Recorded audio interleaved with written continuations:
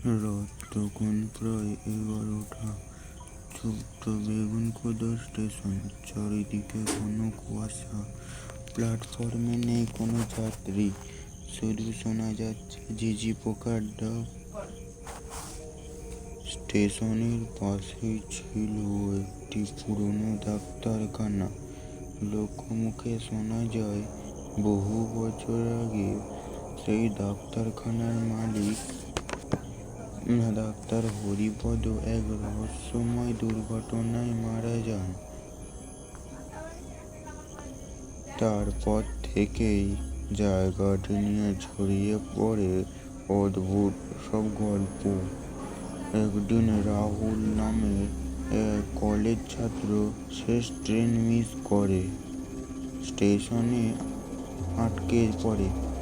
ঠিক তখনই সে দেখতে পায় ডাক্তারখানার একটি ঘরে আলো জ্বলছে।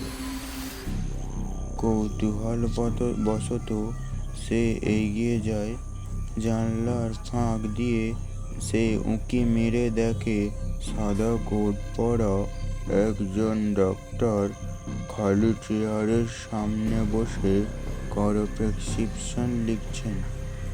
রাহুল দরজা ঠেলে ভেতরে ঢুকলো, কিন্তু ঘরটা ছিল পুরোটা ফাঁকা। টেবিলের উপর একটি প্রেসক্রিপশন পড়ে ছিল, কাগজে লেখা রোগী রাহুল সেন, সময় রাত 12টা, অবস্থা জীবিত কিন্তু বেশিক্ষণ নয়।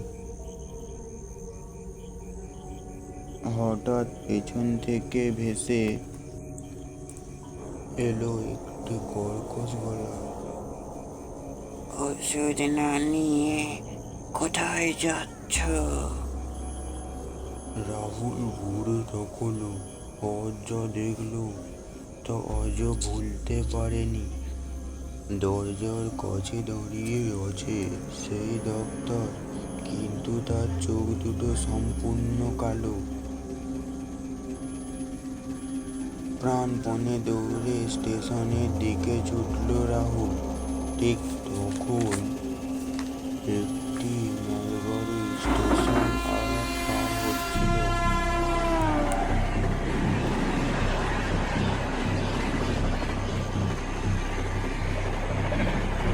আলো এসে পেছনে তাকালো আর দেখলো ডাক্তারখানাটি আর নেই।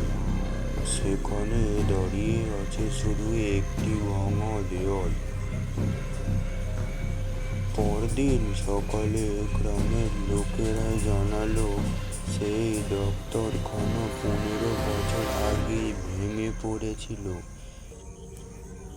কিন্তু সবচেয়ে ভয়ঙ্কর ব্যাপার হলো রাহুলের হাতে এখনো ছিল সেই প্রেসক্রিপশন।